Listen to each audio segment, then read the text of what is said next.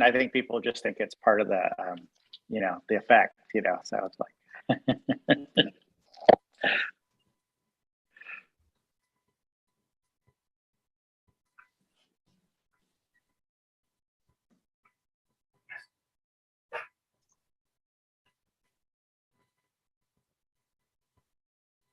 Create a visual effect.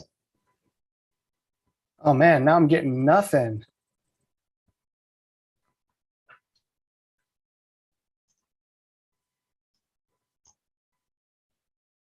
So weird.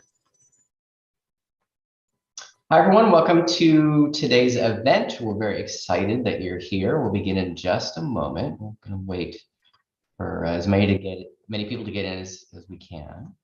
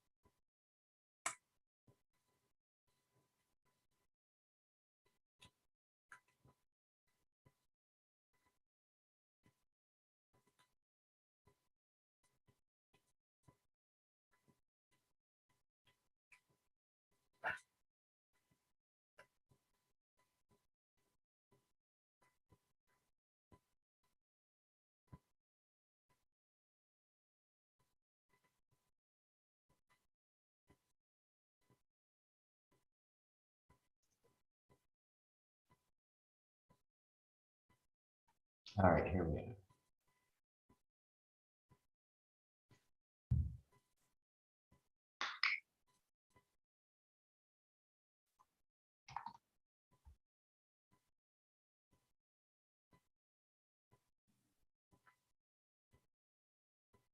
Hi, Dr. Shemek. I have made you a co, so you should be able to unmute yourself and do all the things. Okay, is everyone, has everyone entered the meeting already, the seminar? Mm-hmm. Okay, sorry for this, folks. I had trouble with my my connection and I just got out of teaching, so thank you for your patience. Let me see here.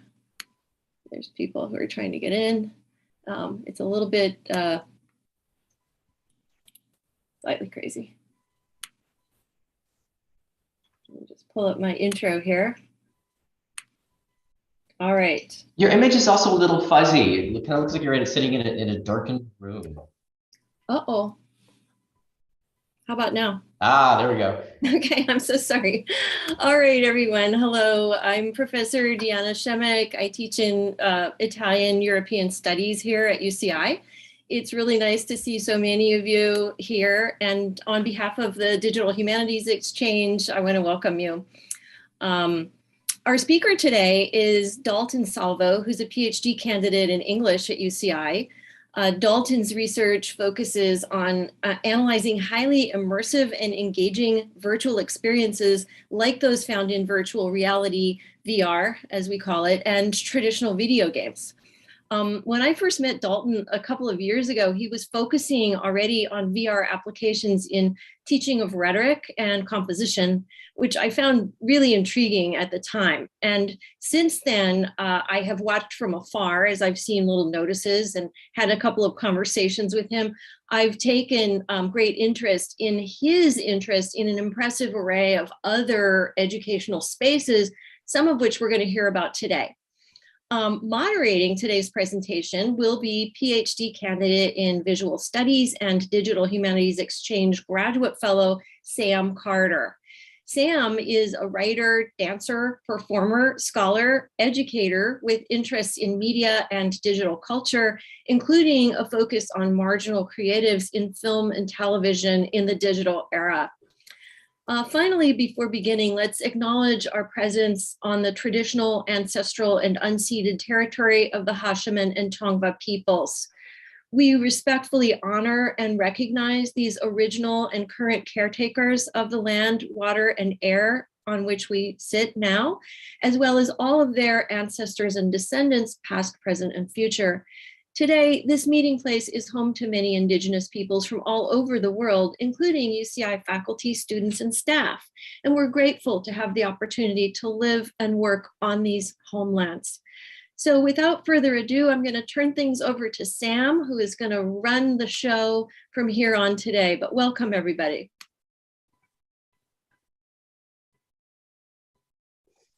Hello, thank you so much, Professor, for that wonderful introduction. I think that really sets us up perfectly to start. I'm very excited to learn more, Dalton, about your work through this presentation. I'm very excited to host, and please let me know if there's anything I can do to support this event for attendees or for those hosting. Dalton, are you ready to start? Yes, I am. Unfortunately, my camera has been cutting in and out, and now I think it's made up its mind that it is simply not going to work anymore. Nope. Okay, well, I guess unfortunately, it looks like I was absorbed into the matrix and cannot seem to find my way out. So I do apologize, everybody. I'll continue to try and fiddle with it and see if I can resurrect it. But that is unfortunately the situation. So hello, everybody, and welcome. My name is Dalton Salvo, and I do want to thank you for joining us today, and thank you, Professor Shemek, and of course, Sam, for your lovely introductions. Before I do begin, I would like to mention that this project is still very much a work in progress. And so I hope you'll forgive me if some of these sections aren't quite as threshed out as they definitely could be. Also, I did record my presentation as a video in PowerPoint because it allowed me to capture subtitles while I was speaking. Microsoft's speech recognition technology is quite amazing. The technical difficulties, though, seem to continue for whatever reason. The last like 10 minutes, the subtitles cut out. So I do hope you'll forgive me for that. And yeah, so I guess we will, might as well begin.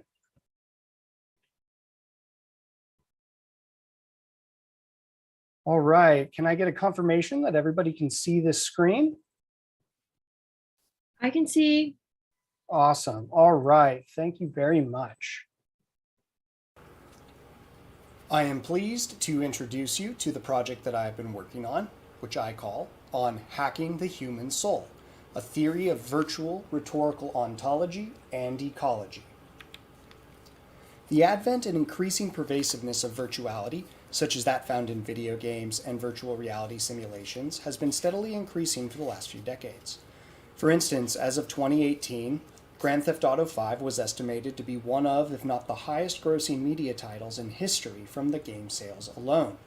With the unprecedented growth in gaming that occurred in 2020, gaming revenue was more than the global film industry and American sports combined, according to IDC market analysts. This increasing popularity in virtual experiences gave rise to what I believe to be a false dichotomy, namely the misrepresented opposition between the virtual and the real. I believe this to be a mistaken assumption with substantial implications, for this ontological distinction has a profound impact on how we understand the reality of our experiences that take place within virtual environments. For example, trolling, griefing, and other forms of harassment experienced within virtual platforms can and very often does elicit strong negative affective responses in those that experience it. Our experiences within virtual worlds and any cognitive or behavioral changes which result do not simply become null and void once we leave the virtual space, but are carried with us into our existence within physical reality. My goal is to understand the reality of our experiences within such virtual worlds, and more importantly, to consider how a virtual event can be intentionally constructed to not only elicit a desired affectual, intellectual, and/or behavioral response in the users who engage with it, but also evoke an ontological change. To put it more succinctly, I intend to understand and demonstrate how a virtual event can be capable of influencing human consciousness and behavior by engaging it at a fundamental rhetorical, phenomenological, and ontological level. The heart of this project and my theoretical position is the idea that all environments, natural or virtual, exert an inescapable rhetorical and ontological force which works to attune the human beings that exist within its bounds. And this capacity to be attuned, our inherent affectability, or what Heidegger calls disposedness, is one aspect of the fundamental rhetorical nature of human being. Perhaps the best way to introduce the core idea of my work is by discussing my title in more depth.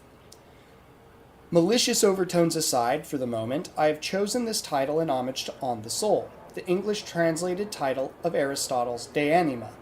As this work and others by Aristotle are arguably one of the largest influences in the major scholars I will be addressing, as well as in my own thinking, it seemed fitting that Aristotle be given a preeminent position in my project.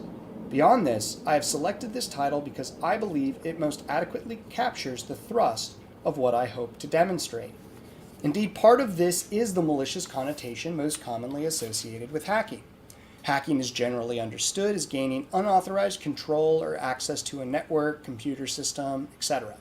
For example, last April, the University of California, among other organizations, was hacked and a ransomware group stole the personal data of students, faculty, and other employees, threatening to publish said information unless given payment.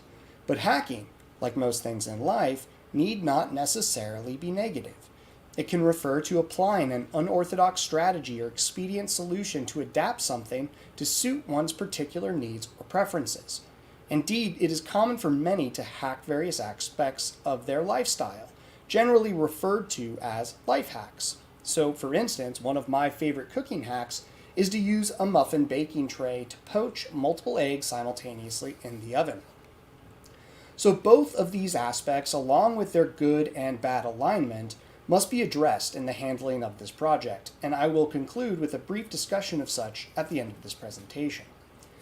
As a branch of metaphysics, ontology studies the nature of being, the fundamental ways or processes through which we perceive and understand our existence and the existence of other beings. In other words, ontology studies how the world and our existence within it appears or is made present to us.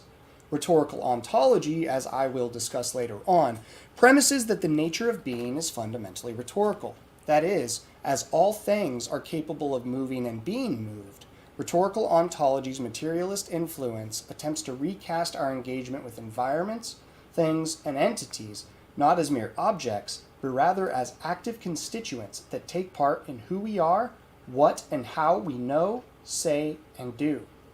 By taking such an approach to game analysis, I hope to demonstrate why our engagement with digital games has the potential to change how we understand various elements of ourselves and the world around us, and also how they can be intentionally designed to evoke such changes by creating a game world that takes into account our fundamental rhetorical, ontological, and phenomenological processes.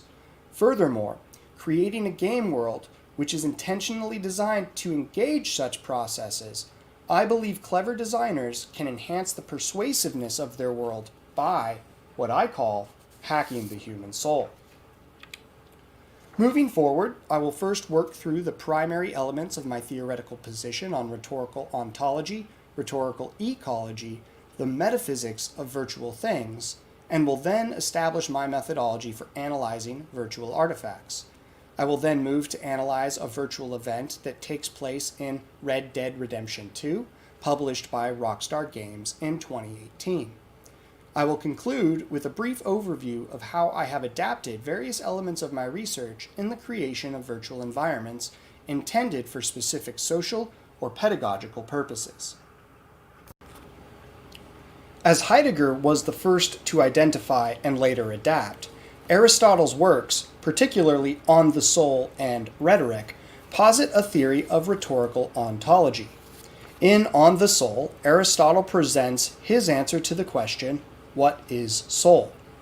As he states, the soul must be a substance in the sense of the form of a natural body having life potentially within it. And there are three kinds of substance: matter as potentiality, form as actuality, and a compound or complex of both.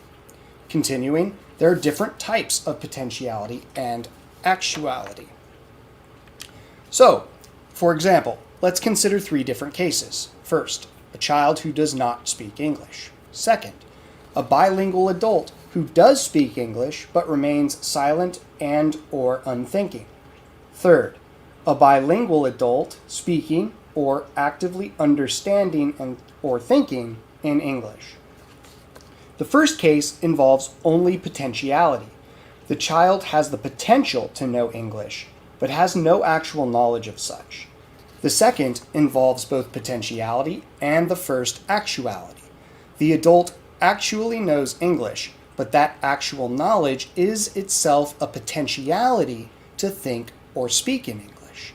The third case constitutes the second actuality. The adult is actually exercising their knowledge of English.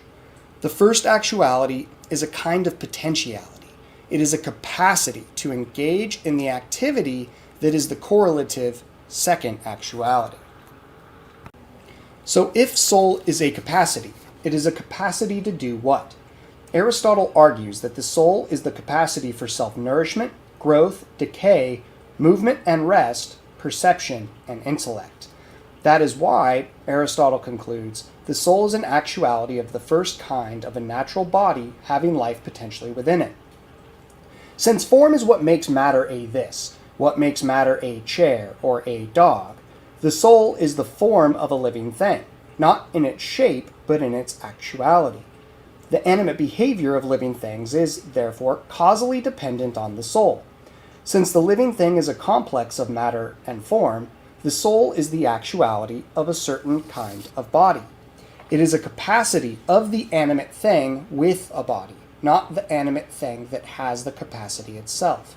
This suggests that the soul has very little to do with individual personality or identity. In this sense, there is only soul, not souls. Tom, Jeff, and Jane are different people, but animated by the same kind of soul, by the same set of intrinsic capacities. According to Heidegger's interpretation, Aristotle posits that every meaningful encounter with beings concerns an event in which a human takes a being as something, as, say, a god one should venerate, or as a chair on which one can sit. The element that unifies the various modes of being is their realization of some form of presentness, or presence, to the human which is expressed in the as of taking as. Their coming to be present as something intelligible to the human being. The chair is made intelligible to me as equipment on which I can sit. According to Heidegger's reading, logos, as it is found in Aristotle's Rhetoric, refers more than its commonplace usage as a technical term designating an argument that attempts to persuade through logical reasoning. As Heidegger demonstrates, it is also used to describe the human capacity which allows us to perceive, understand, and interpret ourselves and our experiences in the world around us through discourse with one another. The basic function of logos is to thereby make manifest the world which is fulfilled through speaking. And it is the basic function of logos that reveals the rhetorical ontological nature of human being, the basic mode in which the being of the human being as with one another is revealed. Indeed, this is, in Heidegger's interpretation, the fundamental character of human beings, being in the world in the sense of being as speaking with one another through communicating, refuting, confronting. The basic function of logos, therefore, is to make manifest the world, the objects and entities which populate it, and our relation to them. However, as Daniel Gross observes, Heidegger articulates affect, or pathos, as the very condition for the possibility of rational discourse, or logos. Broadly conceived, Gross argues, that Aristotle's rhetoric is the discipline that allows Heidegger to establish logos as a derivative mode of construing the world, a mode grounded in everyday pathetic situations. The importance of Heidegger's expansion of Aristotle's rhetorical ontology lies in rhetoric's role in determining the how of being for human beings. As the how of being, this suggests that how we perceive, understand, and communicate our environment and the objects and people which populate it is fundamentally rhetorical, but also how we make sense of our position in relation to and within our environment is also of a rhetorical nature. From this how of being, as Heidegger argues, arises the manner and mode in which human beings see the world initially and for the most part, in which the world matters to human beings, in which human beings address the world. From this how of being, the things of the world are made intelligible in how they matter to us. The chair matters to us as equipment for sitting, or perhaps as equipment for sitting and decoration. In this sense, as Heidegger concludes, rhetoric is the self-interpretation of concrete being there, the hermeneutic of being there itself. This suggests that the human is fundamentally a rhetorical being, and it is this rhetorical nature of the human being that is the ontological condition which makes perception, understanding, and communication of our existence possible. The fact that something can matter to us is grounded in our attunement, and as a state of mind, it has already disclosed the world as something by which it can be threatened, for instance. Only something which is in the state of mind of fearing or fearlessness can discover that what is environmentally ready to hand is threatening. Dasein's openness to the world is constituted existentially by the attunement of a state of mind. Thus, our way of being, what Heidegger calls Dasein, is characterized as having to be open. It is an intrinsic characteristic of human being, an a priori structure of our existential constitution. Just as Aristotle identified, our soul, our way of being, accounts for motion, for change and rest. What makes such motion possible is our inherent rhetorical nature, our openness to being moved or affected by our encounters with the world and the beings which appear to us within it. According to Heidegger's position, affectability is a fundamental component of the world and our being in the world. As Dion Davis argues, the condition for symbolic action is possible thanks to an originary or pre-originary rhetoricity, and affectability or persuadability. Indeed, affectability or being moved is, as Daniel Gross states, essential to all. It is the one thing that we all share, including human and non-human agents, objects, and environments. Thomas Rickert argues that this inherent worldly affectability is the conditions of possibility for rhetoric's emergence. It is the ontological condition required for rhetoric to emerge at all. If we recall my earlier example, just as the child has the potential to learn English, so too do all beings have the potential to move and be moved. Our rhetorical soul is what allows us to recognize and actualize these potentialities. In other words, without worldly affectability, the possibility to be moved, to be affected, to be persuaded simply would not be possible. This suggests that rhetoric in and of itself is ontological, in that rhetoric actualizes worldly affectability common to all environments, objects, and entities. It is thus from the rhetorical ontological nature of human being that our encounters within the world has the potential to fundamentally alter our being in the world. Heidegger argues that our being emplaced in the world is disclosed to us in our mood, our being attuned. The mood has already disclosed, in every case, being in the world as a whole, and makes it possible, first of all, to direct oneself towards something. As such, we are always in one mood or another. We can never be free of moods which lie outside our subjective control. According to Heidegger, attunement or mood implies a disclosive submission I to just the lost the world video. out of which we can encounter something that matters to us. What Rickard's ambient rhetoric emphasizes is the inextricable role that our informational and material environment plays in shaping our being in the world, in shaping how the world is revealed to us. Rickard's understanding highlights the rhetoricity of place and how our emplacement within particular environments fundamentally influences all human knowing and doing. As he defines it, first, ambience is what surrounds us as material, spatial, and environmental. Second, it conveys our affective Dalton, would you maybe want to pause that until you can and environment. reshare? Ambience Yes. itself has a kind of agency. I noticed that we were having some kind of Ambience issue. denotes the dispersal and diffusion of agency. Ambience, Rickard argues, attunes us to the as a whole. It is rhetorical. Sorry, everyone.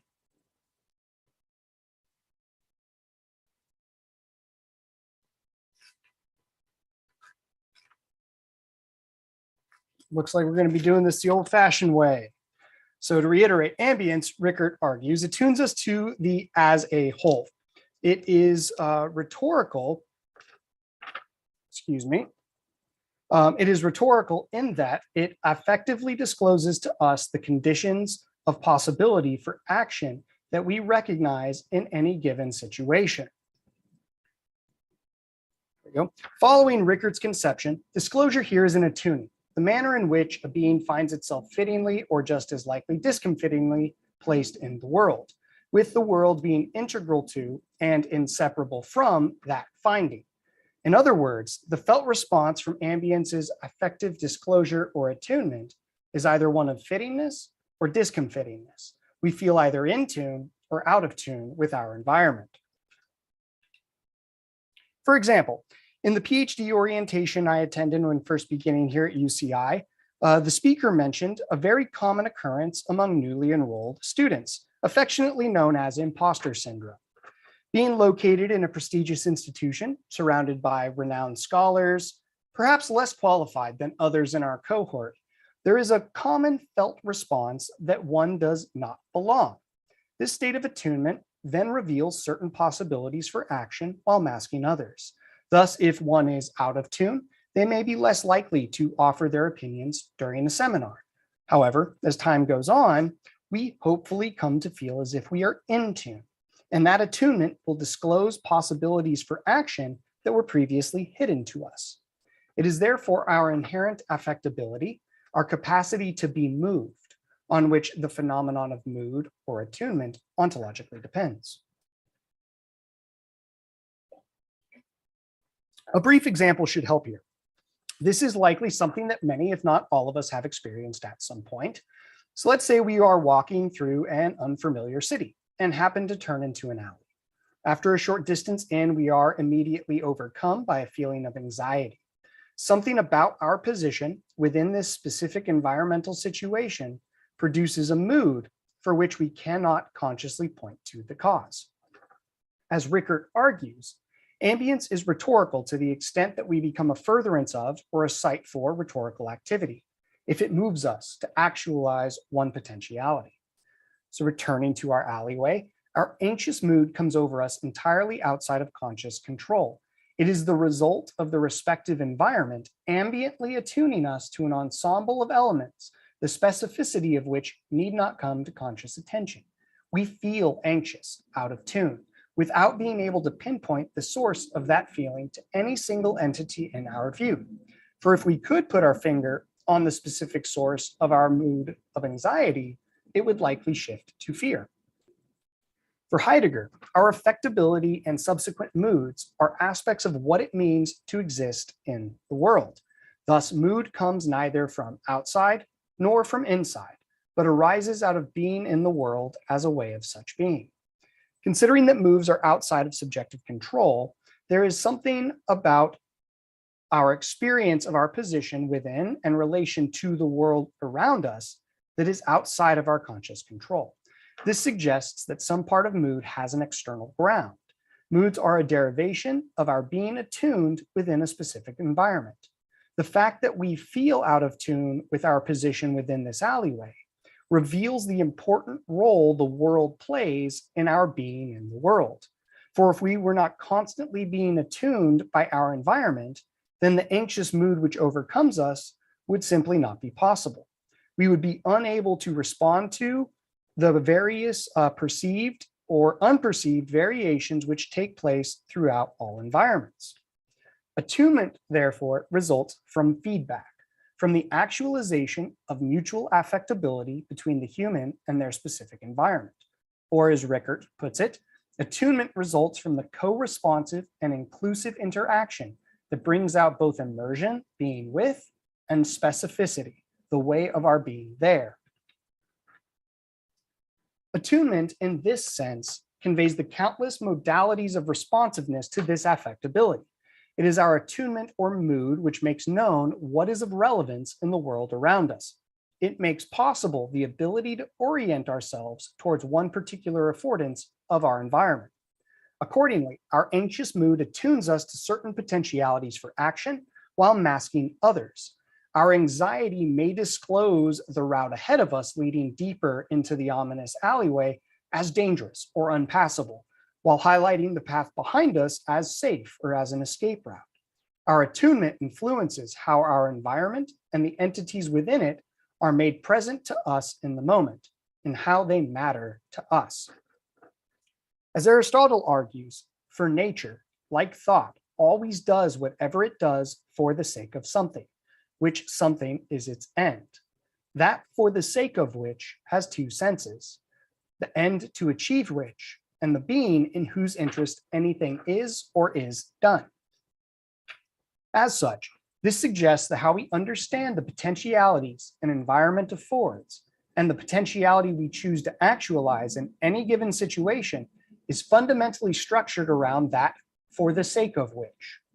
Thus, back in our ominous alley, I may retreat for the sake of remaining unharmed, or I may choose to continue forward despite my unease for the sake of not missing the last bus back to my hotel.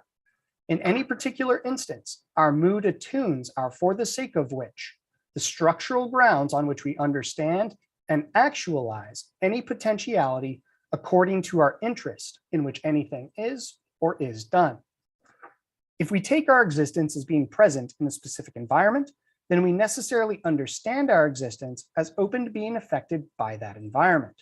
We understand the environment and beings which populate it as having the power to affect our for the sake of which.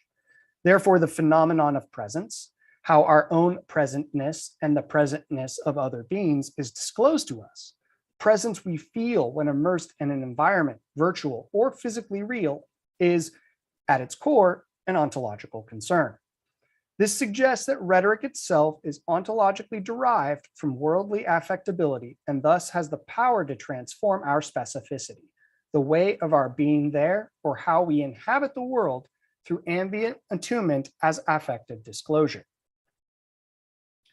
Let us now turn to Aristotelian opinion, or doxa, and the faculty of the soul which makes it possible, Fantasia. According to Aristotle, one element of this faculty, sometimes by means of the images or thoughts which are within the soul, just as if it were seen, it calculates and deliberates what is to come by reference to what is present. And when it makes a pronouncement, as in the case of sensation, it pronounces the object to be pleasant or painful. In this case, it avoids or pursues, and so generally in cases of action. Fantasia provides the mental images by which the human is able to think and deliberate. The images summoned to the mind by Fantasia have their origin in direct sensation or perception, aesthesis. Fantasia is activated when we do not perceive distinctly. It supplies what is missing when the object cannot be perceived or when it is not definitively perceptible. To use Aristotle's example, Fantasia is active when we see a hazy figure in the distance and come to the opinion that it is a man. While Fantasia may lie within our conscious control whenever we wish, say when we recall a specific memory or an image in the use of mnemonics, at least one aspect of Fantasia functions outside of our control. For when we are looking at the hazy figure in the distance, our opinion is not arrived at through deliberative speculation.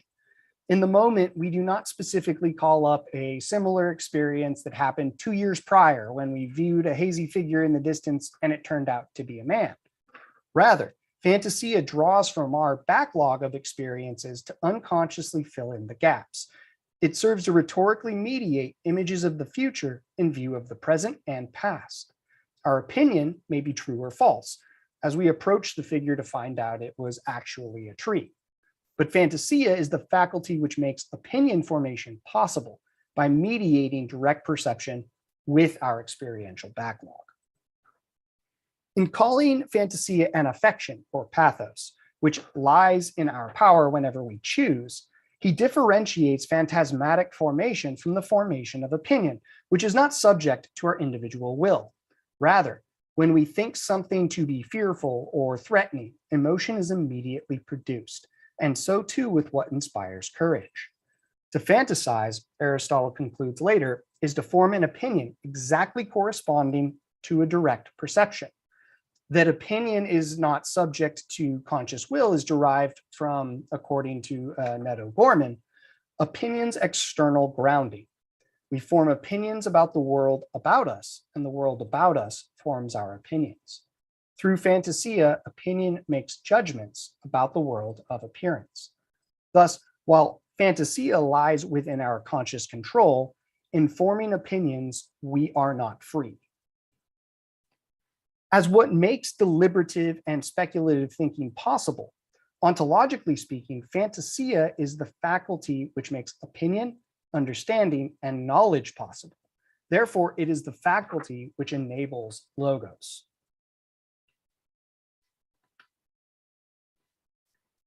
However, there is another connection that needs to be made here. Aristotle suggests that Fantasia is some kind of movement, and by further describing it as an affection, he connects the movement produced by Fantasia with that produced by affect or pathos. As he defines them in the Rhetoric, the emotions are all those feelings that so change men as to affect their judgments, and that are also attended by pain or pleasure. Such are anger, pity, fear, and the like, with their opposites. For all living things, as he states in Movement of Animals, both move and are moved for the sake of something, so that this is the limit of all their movement, that for the sake of which. As he continues, the living creature is moved by intellect, imagination, purpose, wish, and appetite, all of which, barring intellect, are reducible to desire. Accordingly, Aristotle posits that we must admit to the full that being pained or pleased or thinking are movements, each of them a being moved, and that the movement is originated by the soul. Sensation depends, Aristotle concludes, on a process of movement or affection from without, for it is held to be some sort of change in quality. It is for this reason that affect is originated by the soul, not in the soul, and always in response to the direct perception of a sensible object. If Aristotle is correct, and pleasure is the sensation of a particular emotion, and if imagination is a weakened sensation, then both the man who remembers and the man who hopes will be attended by an imagination of what he remembers or hopes. A crucial implication in this notion is the temporal range available to Fantasia. For to remember is to bring images of past events, objects, persons, and scenes before the eyes in the present, while to hope or fear is to project potential images into the future based off of our present situation. It is the capacity of Fantasia to encompass and incorporate phantasmata of the past, present, and future, which generates the driving pathetic force that works to shape opinion and thereby lead to judgment.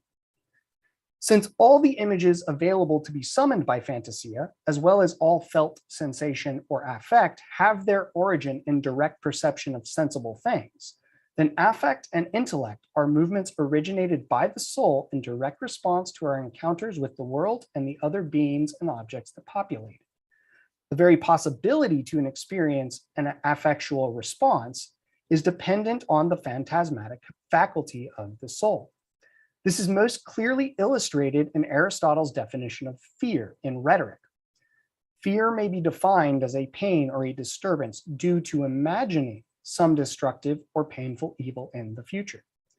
As Aristotle states, action is prompted by desire, or as he states elsewhere, the organic parts are suitably prepared by the affections, these again by desire, and desire by imagination. Fantasia, therefore, is fundamentally involved in every action in that it is the faculty which enables us to an experience and appearance, and the faculty by which our presence and the presence of other beings in our environment is made intelligible to us in terms of our for the sake of which. Before moving forward, let us recap the primary points made thus far. The soul, as an intrinsic capacity of living beings which accounts for the various types of movement of which they are capable, is what makes us what we are. And the primary characteristic of such is openness, the capability to move and be moved, the inherent affectability found in all living things. Fantasia is a faculty of the soul that mediates direct perception of sensible things, enables mood formation, and enables logos, through which opinion formation is possible and which makes intelligible the potentialities afforded by our environment in terms of our for the sake of which. Both mood and opinion are movements originated by the soul in direct response to sensible objects and serve to attune us to our environment in a certain way. For if we come to the opinion that Aristotle's hazy figure in the distance is a bear or a wolf, our orientation to that figure will be far different than if we opine that it is merely a tree. Either way, both our affectual and intellectual responses will reveal some possibilities for action while masking others by directly influencing our for the sake of which. This suggests that each moment of a human's existence constitutes an event where the person chooses a way to be. Consciously or not, they may choose a different path. They may choose to continue in the previous way of being. In each moment, we must choose to actualize one of the many potentialities that are present in that moment. Insofar as I act on one of these potentialities, I necessarily do not act on others. And by actualizing one potentiality within the total range of all possible potentialities, I am choosing a way to be. So just as a speed bump is rhetorical in that it attempts to move or persuade us to slow down by orienting our for the sake of which, for the sake of not damaging our car, so too is a fallen tree blocking the trail on which we hike rhetorical in that it moves or persuades us to climb over the obstacle for the sake of reaching the mountain's summit. Rhetoric, therefore, actualizes mutual affectability. For as Aristotle argues, everything that is acted upon or moved is acted upon by an agent which is actually at work. The feedback that results between the mover and the moved is then the ontological manifestation of this actualization of mutual affectability. Rhetoric discloses the potentialities we recognize and moves us to actualize a potentiality that is made intelligible to us through attuning our affectual and intellectual responses, which, in turn, attunes our for the sake of which, by revealing the world in a certain way, by shaping the potentialities we understand as available for actualization in the moment. In light of this, I will be adopting Thomas Rickart's definition of rhetoric with some alterations. Rhetoric is a mutually affectable way of revealing the world for others, responding to and put forth through affective, symbolic, and material means, which influences our effectual and intellectual responses that make present some potentialities while masking others, so as to, at least potentially, reattune or otherwise transform how others inhabit the world to an extent that calls for the actualization of some potentiality, which can include, of course, steadfastness, refusal, or even apathy.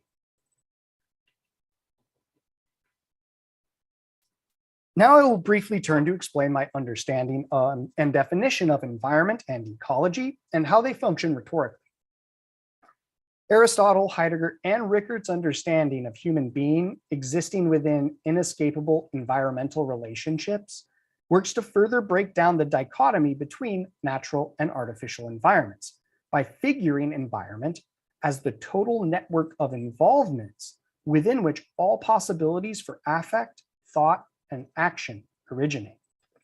This groundwork helps us understand how our existence and the existence of all other entities within a specific environment are constituted by their involvements within what I call an ecological network of mutual affectability, or a rhetorical ecology.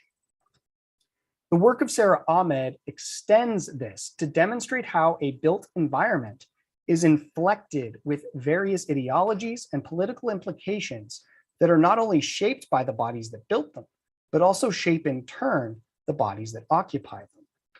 This understanding of a built environment as what Ahmed calls an orientation device illuminates Jenny Edbauer's argument that our practical consciousness does not exist outside the interconnection of forces, rhetorics, moods, and environmental, social, and political histories that cohere around material spaces and physical locations. Rather, the range of our moods, thoughts, expressions, and discourses is shaped by our dynamic rhetorical ecology, the concatenation of and interaction with other objects, entities, peoples, discourses, material environments, social norms, and economic and governmental institutions and policies. Accordingly, I will define environment as a specific bounded location wherein feedback between various entities is actualized. Furthermore, because circulation between different environments can take place, I believe it is better to consider the rhetorical force exerted by environments along ecological lines. As such, I use rhetorical ecology to describe the overall ambient array of elements and the relations between them that constitutes a respective place as place.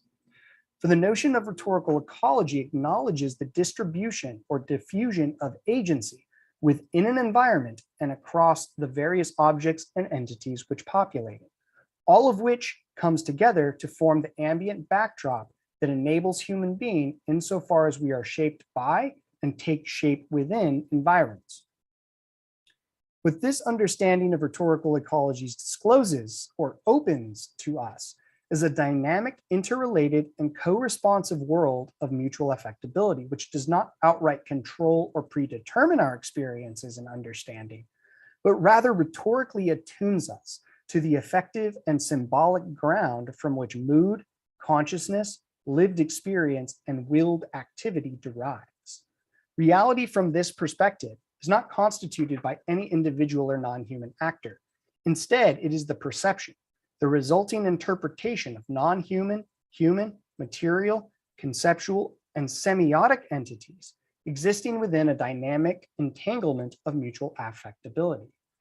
This ensemble of elements and entities which constitute a specific rhetorical ecology, as Rickert argues, forms a material social hermeneutic ecology that is always ambiently attuning us in our daily existence.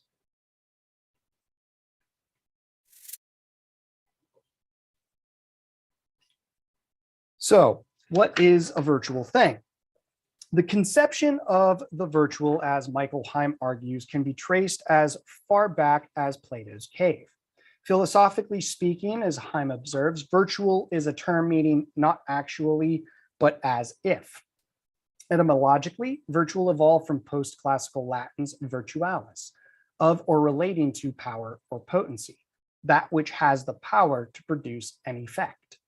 Contemporarily speaking, it is used to refer to the virtual environments, objects, persons, and events produced by digital technologies. Considering the wide range of things to which virtual can and has been applied, my use refers to computer-generated and mediated scenes, objects, persons, and events that manifest an interactive virtual environment into which the user is immersed and is experienced through digital devices such as head-mounted displays, monitors, mouse, keyboard, and handheld controller. It is likely due to this history and understanding of the virtual that people commonly compare virtual objects to the non-virtual objects they supposedly represent, suggesting that they are not real or not as real as the things of physical reality. However, I believe this is a mistaken assumption. Our often instinctual responses to virtual objects is an explanation of their reality. Insofar as a virtual object or thing produces or provokes a response from the player or user experiencing it is grounds for thinking that a real object is present. Thus, I occupy a position similar to that taken by Heim and David Chalmers. Evinced by their causal powers that are able to affect users, I argue that virtual objects and virtual events are very much real things. They are just virtual things. Our work then is to pin down the nature of a virtual object, virtual property, and virtual event. All right, I'm going to skip a few because I already know we are running out of time. So let's get to the meat and potatoes.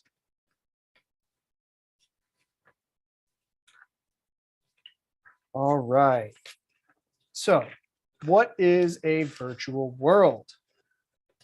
A virtual environment is a computer-generated world, oftentimes interactive and consisting of scenes, landscapes, flora, fauna, and other objects. What needs to be emphasized here is that an effective virtual environment is, first and foremost, a rhetorical ecology. The persuasiveness of virtual environments depends on how it constructs and presents itself as an ecology, how it manifests the relations of the virtual objects and creatures to one another and their environment, and to the player as well. The ontological status of virtual environments and the objects and entities within it need not refer to any factual, objectively real object or environment. Rather, a virtual environment's ability to immerse the players and exert rhetorical powers requires that the player be thrown into a persuasive situational reality, an ecological relationship of mutual affectability wherein the environment and the objects and entities which populate it appears to act on and respond to the player as much as the player is able to act on and respond to them. In order to understand how a virtual event in a digital game is rhetorical, we have to understand the way in which the ensemble of game elements is constructed to affect or transform how we inhabit that space and or others, by rhetorically shaping our immediate effectual responses or mood and our intellectual responses or opinion through our interactions with the game world. These elements, as Kaleha notes, are the human player, the representational sign, the structural properties of game and environment, and the material medium which instantiates the combination of these elements. If we consider my primary artifact, Red Dead Redemption 2, while the material medium, signs, and overall properties of which a respective virtual environment consists remain the same, player aspects can and do change from person to person and culture to culture. Because the virtual environment a player experiences as a completed product is essentially static and stable, all of the environmental affordances, all of the potentialities of action for the player within this virtual world are always already predetermined by the programmers and the program. A specific virtual program will therefore technically allow only a certain number of actions and interactions to be made with a certain number of virtual objects and entities. Furthermore, because every virtual program has, at least implicitly, an ultimate operative goal or design in regard to the player, the task of the researcher analyzing a virtual ecology is to make manifest the relations between the player, the virtual entities and objects that are encountered, and the virtual environment within which the player exists and which orients them towards achieving the ultimate operative goal. So Kaleha's player involvement model provides us with an effective methodology to analyze the ensemble of game and player elements which shape the player's experience of a specific virtual environment and a game overall. The 6 dimensions of this model are kinesthetic involvement, spatial involvement, shared involvement, narrative involvement, affective involvement, and ludic involvement. The kinesthetic dimension relates to all modes of avatar or game piece control in virtual environments, ranging from learning the controls to the fluency of internalized movement. This dimension requires more conscious attention when the player has yet to fully master the controls, or for instance, if a particular situation demands a complex sequence of actions that is challenging for the player. Spatial involvement concerns player engagement with the spatial qualities of a virtual environment in terms of spatial control, navigation, and exploration. And it accounts for the process of internalizing game spaces that is a powerful factor in engaging players and giving them the sense that they are inhabiting a place. Shared involvement deals with the engagement derived from players' awareness of and interaction with other agents in a game environment, including other humans, but also non-human agents. Narrative involvement refers to engagement with story elements that have been written into a game, as well as those that emerge from players' interaction with the game. As such, there are 2 interrelated aspects of this dimension: the narrative that is scripted into the game and the narrative that is generated from the ongoing interaction with the game world, its embedded objects and inhabitants, and the events that occur there. Affective involvement encompasses various forms of emotional engagement, ranging from the calmness of an aesthetically beautiful scene to the adrenaline rush of combat situations. This dimension accounts for the rhetorical strategies of affect that are either purposefully designed into a game or precipitated by an individual player's interpretation of in-game events and interactions with other players. Lastly, ludic involvement concerns players' engagement with the choices made in the game and the repercussions of those choices. These choices can be directed toward a goal stipulated by the game, established by a player, or decided upon by a community of players. Turning to Rockstar's Red Dead Redemption 2, I believe one specific event can help demonstrate the benefits of Kaleha's player involvement model when more thoroughly informed by rhetorical ecology and ontology. I've selected this game as my primary artifact because it features one of the most robust, immersive, and realistic virtual ecologies I have ever encountered. Now, here I would like to pause to mention that this event contains implicit sexual assault, and though nothing is definitively shown, can still be quite disturbing. So please feel free to leave if you are uncomfortable with such materials. Arguably one of, if not the most controversial event that occurs in Red Dead Redemption 2 is a scene wherein the game's protagonist, Arthur Morgan, is implicitly raped by a man named Sonny who lives near Lakay in the swamp section of the map. So that is right around here where the mouse cursor is. Lakay is located near Saint Denis, a city the player, if they are following the main narrative arc, won't reach until the second half of the game. Given this location, it's likely the player will have spent enough time to have mastered or internalized the controls for movement, kinesthetic involvement. Having mastered this dimension, the player's conscious attention will be directed to other dimensions of the model. And as Kaleha notes, once a player has mastered the controls, it becomes possible for the player to cognitively interpret the actions of the avatar as their own. In other words, mastering the kinesthetic dimension allows for a more psychologically potent identification between the player and the avatar they control. Only once this dimension has been mastered, only once the controls and hardware have become what Heidegger calls phenomenologically transparent. This is a state wherein you don't need to direct conscious attention to the hardware in order to actually use the hardware.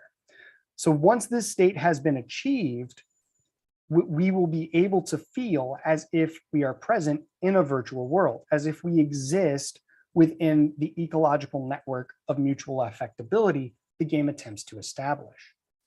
Considering this, it is likely that the player has come to feel in tune with this virtual world, to feel as if they fit. Moreover, as the house in question is in a rather obscure location, it's highly likely that the player randomly happens upon it while searching for various items and loot hidden throughout the world, spatial involvement. Their mood, affective involvement, may be one of curiosity, leading them to explore this section of the map. It may be one of determination if they are trying to discover hidden items or the various Easter eggs strewn throughout the world. Part of what makes such a complex open world game like Red Dead Redemption 2 so appealing is the ability to search and discover. However, what one discovers might not always be something positive. And this element of surprise embedded in the spatial dimension amplifies the player's affective responses, or the affective dimension. Now I will play a clip of the scene of this event, and then we will discuss it in more depth. Hello again. Don't be shy now. Come over to see old Sonny. Come on.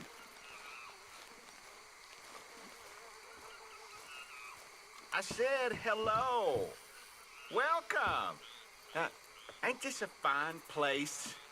An interesting place. The best of places, huh? Is it land or is it water? Can't make up his mind. No, sirree. I can't make up my mind about things neither. Anyway, you want to come in, see my collection of skulls?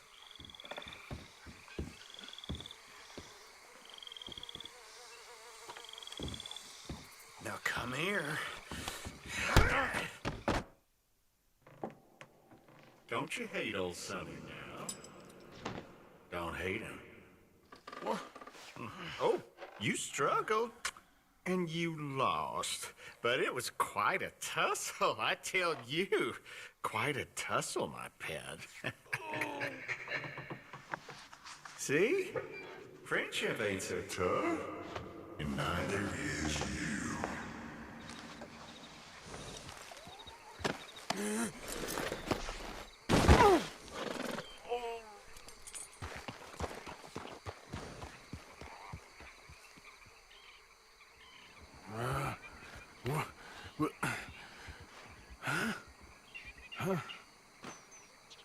Oh my Lord.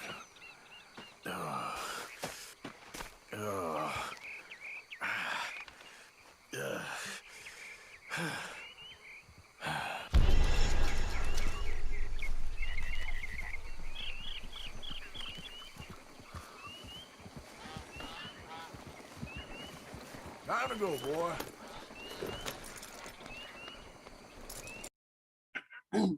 So as the video demonstrates, upon approaching the home, the player is hailed by Sonny and invited in to see his skull collection. Shared involvement.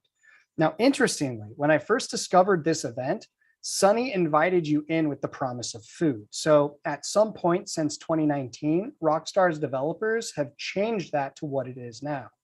In my opinion, this is likely due to the fact that food is so prevalent in the world that it may not have been enticing enough to draw players to cross the threshold.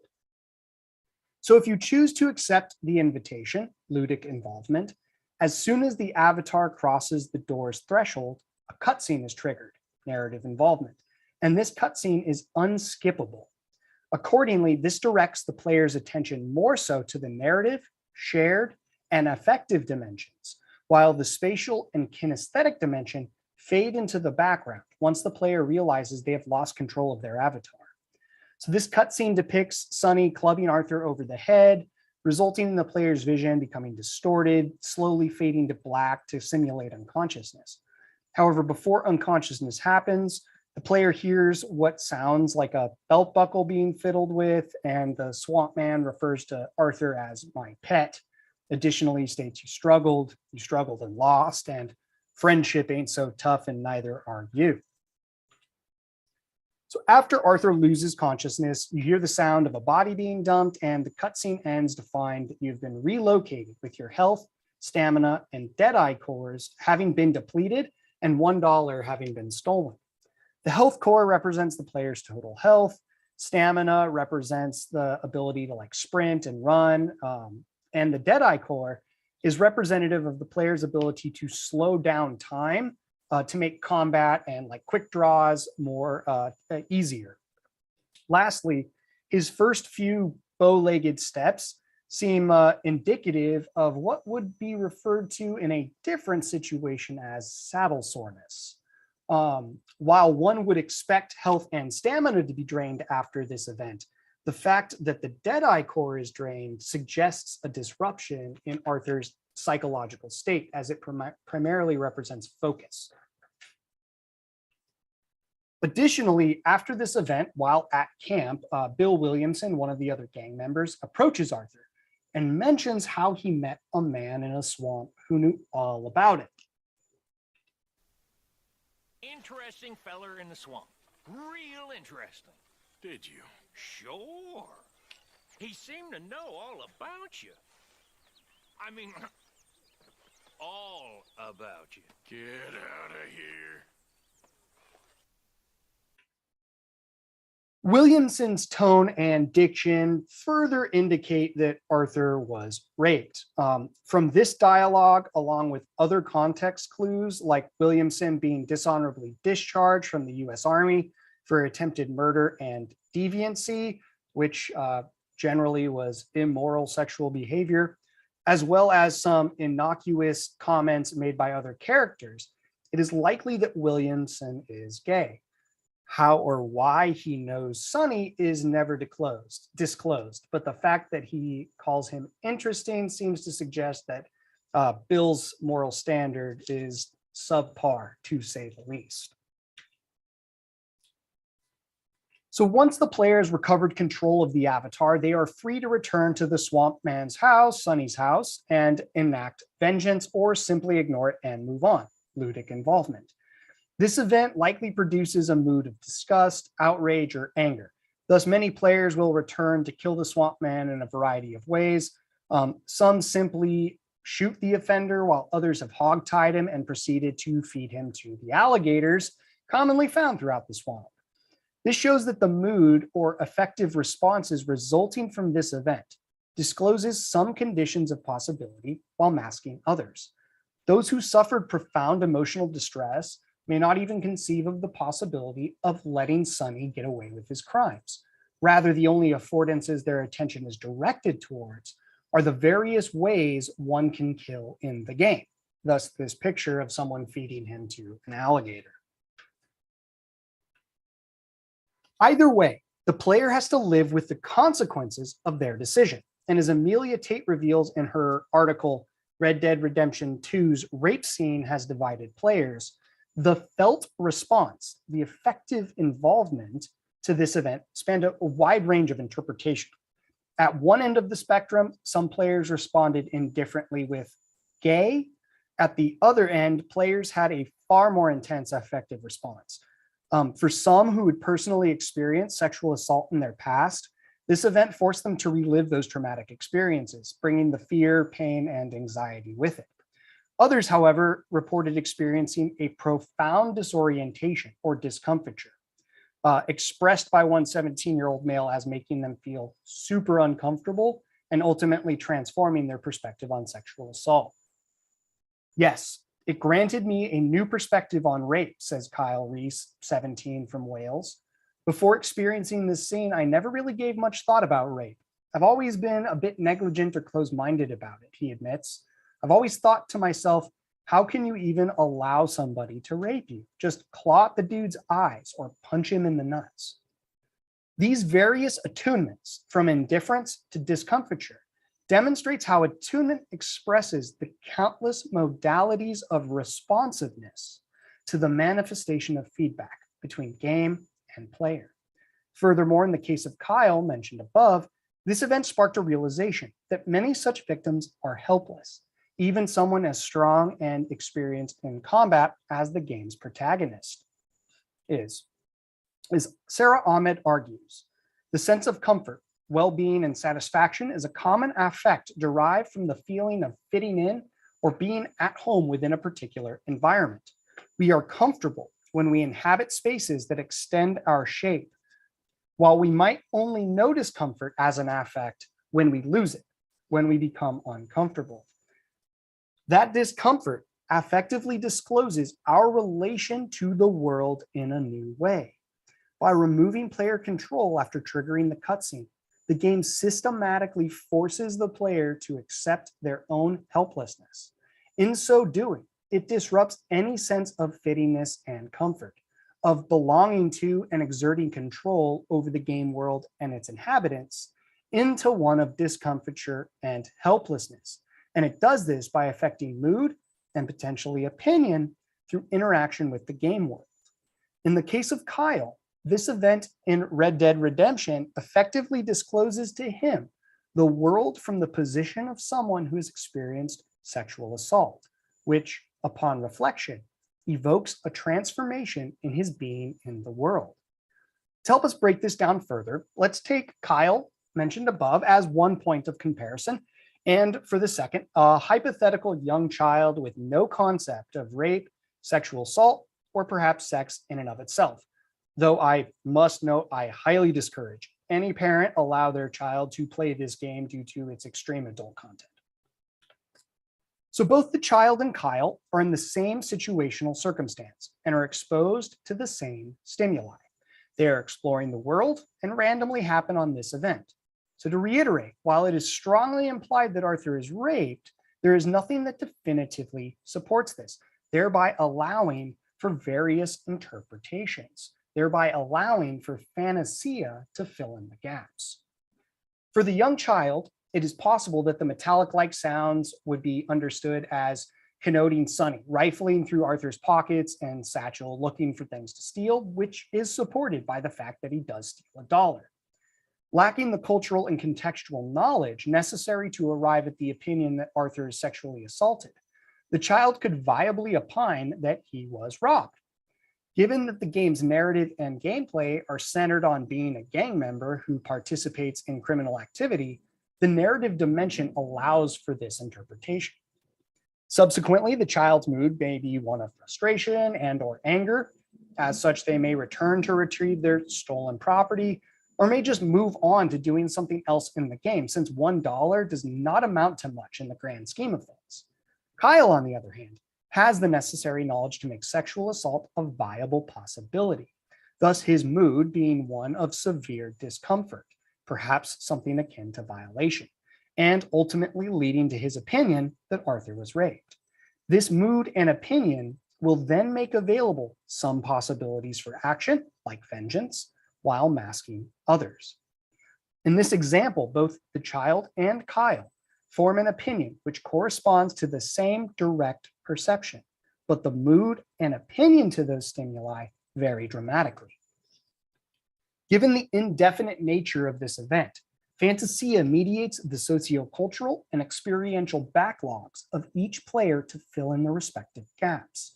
While the resulting opinion may be true or false, the variance between them suggests that the formation of both mood and opinion are environmentally and culturally conditioned. In this case, our affective response, our mood, and our intellectual response, our opinion, are determined by having been ambiently attuned by our experiences within certain environments over time. Thus, in the moment, our mood and opinion are determined by our experiences of various environments in the past, the specific environment of Red Dead Redemption, as well as other game worlds and other real-world environments, all of which conditions our experience of the current environmental situation we find ourselves in. All right.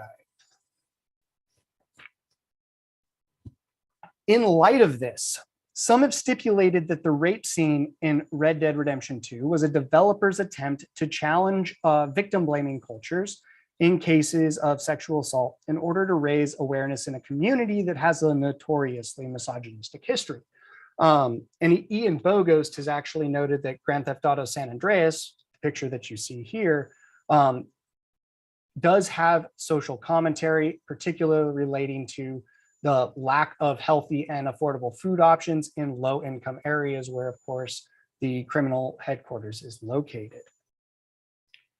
So to reiterate Rickert's claim, ambience is rhetorical to the extent that we become a furtherance of or site for rhetorical activity. For Kyle, this event catalyzed a new perspective. It transformed one small element of his being in the world. And this effect is not isolated to the player's understanding and behavior in the game world, but it carried over into his existence in the physically real. He may now actively protest against instances like victim blaming when encountered in online games or gaming communities. In other words, he has become a site for further rhetorical activity. No single element is responsible for the effect this rhetorical event produces. Rather, the agency of this event is ambiently dispersed or diffused between various game and player elements over a series of moments which come together to form an ambient whole. The agents include the hardware, programmers, artists, developers, player, the NPCs, narrative cutscenes, structural and systematic properties, and much more. The combination of which culminates in a kairotic moment with the potential to reattune the player's being in the world. This transformation, ambiently diffused, creates a ripple effect of future rhetorical possibilities with the potential to affect people who never have nor ever will play the game. By emplacing the player as a participant in a virtual rhetorical ecology which actualizes mutual affectability or feedback between player and world, a clever developer can leverage ambient rhetoric to reveal the world in a desired way, to reattune or transform the player's mode of being in the world. That is, a virtual world or event can be rhetorically, ontologically transformative only when it affects our for the sake of which, only when it immerses us in a rhetorical ecology which manifests our relationship to the virtual world, not that of subject to depicted object, but rather as existing within a relation of mutual affectability. What this particular event demonstrates is how a virtual world can produce, perhaps by intentional design, a transformation in a player's being in the world by affecting mood and opinion through interaction with the game world. This is achieved by designing a virtual environment that takes into account the fundamental nature by which we perceive, understand, and act. In other words, by hacking the human soul. All right, so thank you for tuning in for that little bit. I will now briefly turn to discussing some of the pros and the cons. So as I mentioned, hacking has both positive and negative connotations.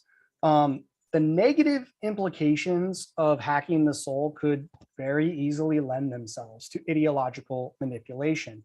So for instance, there's the VR version of the game Dead or Alive Extreme 3, which was only released in Asian markets. The players can grope the characters using the handheld controllers and see a physical response thanks to what is known as jiggle physics. So once again, a little disclaimer here, this next clip is of sexual assault like nature.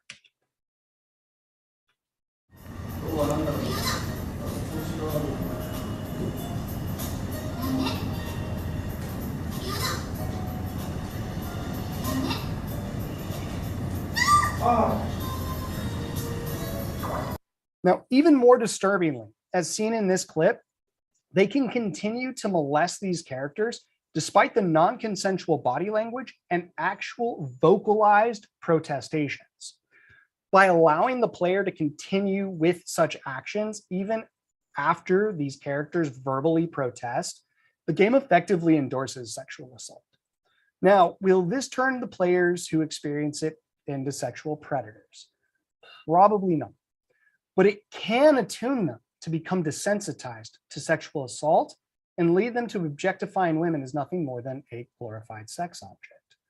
On the other hand, in the case of Kyle, we can see the positive outcome of a virtual event hacking the soul. Understanding these fundamental processes of the soul, we can create more persuasive and therefore more effective virtual environments. Key issue here is to what end? And this is what I've tried to accomplish with the various virtual experiences that I have been building. So the first one, I'm going to just go through pretty quick. It was meant to serve as a virtual conference center for Professor Brad Queen's Free Speech Now conference that was conducted last May. Unfortunately, this element of the conference was canceled last minute. But the idea is that by using avatars and particularly spatialized audio, we could create an environment that actually allowed us to interact and socialize with each other, just like we would at a conference in person. Since the audio was spatialized, it allowed people to go off in between presentations, to go into groups and actually have conversations with one another, to actually allow us to mingle, right? The next is my current project, and for the School of Biomedical Engineering. We are designing and developing VR experiences to train undergraduate biomedical engineers in what's called clinical needs finding. So they're unable to actually go into these hospitals and witness these procedures in person. Even medical students now, because of how many medical students are being let into the programs each year, are finding it difficult to find occasions where they're actually able to go in and shadow these surgeons. So what the goal is to be able to provide them with that experience. And by using VR, it makes it seem as if they're actually standing in the corner of the room, thanks to the depth that stereoscopic 180-degree photography can provide.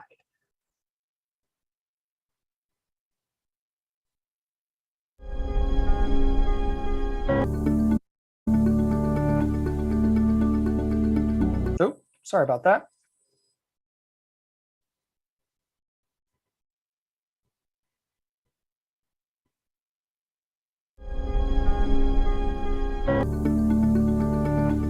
So here we have the specific equipment, the engineering equipment. Oh, and also heads up, in a little about 10 or 15 seconds, you will actually see live surgical footage of a deep brain stimulation. So if you are grossed out like I am by medical procedures, I would recommend you close your eyes. Sure. So my name is Michelle Paff. I'm an assistant. This is the interview with the surgeon who performs these types of surgeries.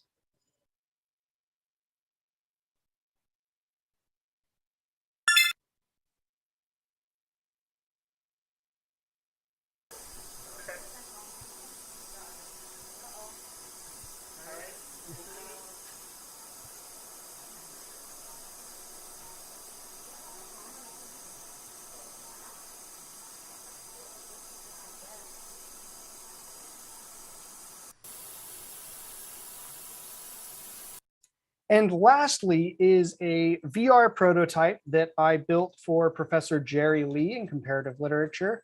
They were wanted to build an immersive language learning lab.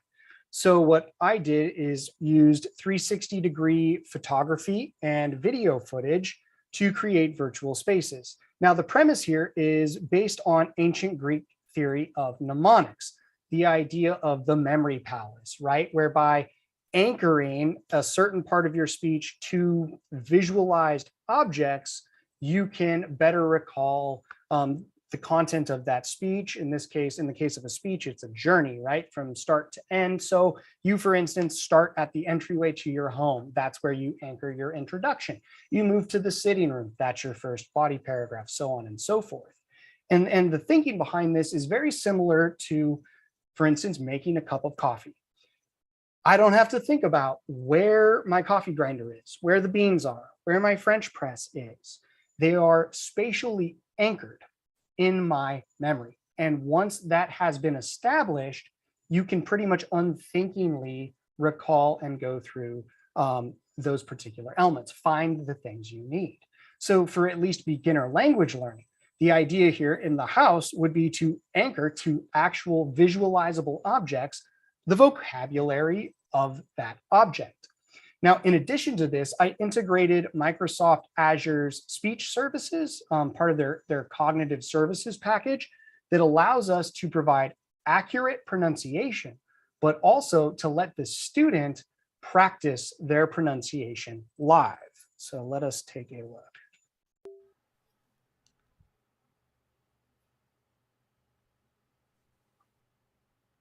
冰箱、冰箱、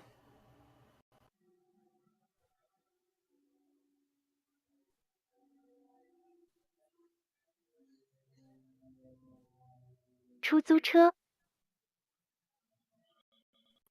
出租车、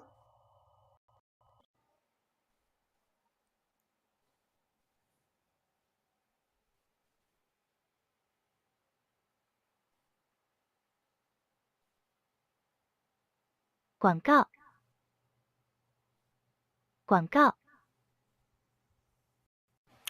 广告。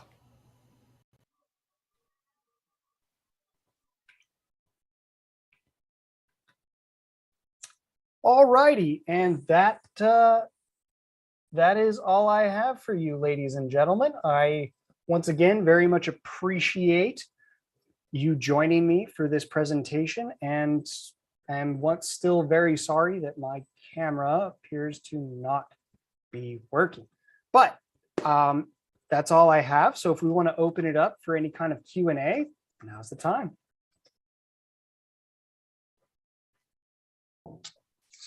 Thank you so much, Dalton, for your research and engagement from which we might launch future discussion on hacking the soul. I want to be mindful of time, as I know that participants were perhaps expecting us to go till about 12:30. So my thoughts on resolving that is that if there are any questions, you can feel free to leave them in the chat. And if we can't address them in this moment, perhaps we can follow up. Yeah, and I'm more than happy to having anybody reach out to me if they do have questions, and I can respond to them directly, because yeah, I do realize that time is a factor. So absolutely. Maybe if there's information for Dalton, follow-up contact information, or ways that people can get further connected, if we can drop that in the chat. And you're invited to leave questions that can be answered later, or if you have a quick question that we might address now, I want to invite people to unmute and share, or and if not, I will perhaps ask one question that, Dalton, we can sort of exchange over briefly while people sort of sign off or gather their thoughts. How does that sound? sounds good to me. Okay, great. Excellent. So feel free again to drop questions in the chat for follow-up or any information. And one question that I had that hopefully is suitable is I'm curious, Dalton, your thoughts, like in terms of the implications of what you've presented on the design process for creatives that might be interested in using these types of virtual things, perhaps we could say, or virtual worlds, to intervene or impact change? Yes. I think perhaps one of the most interesting cases that directly addresses your question, there was a VR experiment done that attempted to see if we could use virtual reality as a way to help like lessen unconscious biases and specifically racial biases. So what they did is they would take like me, like, you know, frigging white boy, right, and put on the VR headset, and they would put me into either a male or female black avatar, and then they stick the person in front of a mirror in the virtual space so that they can see their body as black. And among other things, they did have some like branch off experiments where this person would be exposed to racism while in the black avatar. And what that ended up finding was it actually was successful to at least some extent in lessening these kind of unconscious racial biases. So the connection between body and the soul is intimate. We can't have one, as Aristotle argues, we can't have one without the other. So in this case, by becoming embodied in a different ethnicity, it forces us to recognize that body as a person. In this case, as potentially your body.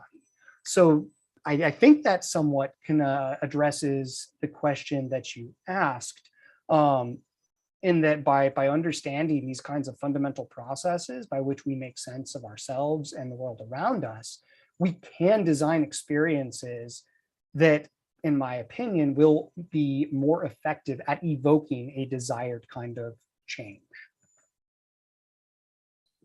Absolutely. Thank you so much for taking time to address my question. I really appreciate that. I just want to open it up one more time for anyone in the audience. Feel free to leave a question in the chat, or you can come off mute. I know, Dalton, you said that you would be happy to follow up with people. So yeah, I threw my email in the chat. So anybody who either has to bail or whatever one that wants to talk to me later, please feel free to email me at any time. Perfect. Thank you so much. I think it's so rich and interdisciplinary, and I really appreciate you sharing with us here today. Ryan's also sharing a link for future DHX events.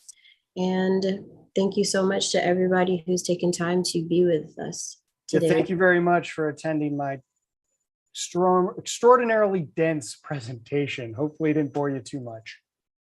No, very, very rich. There's a lot to discuss. So I'm looking forward to the future of your work. Thank you very much, Sam.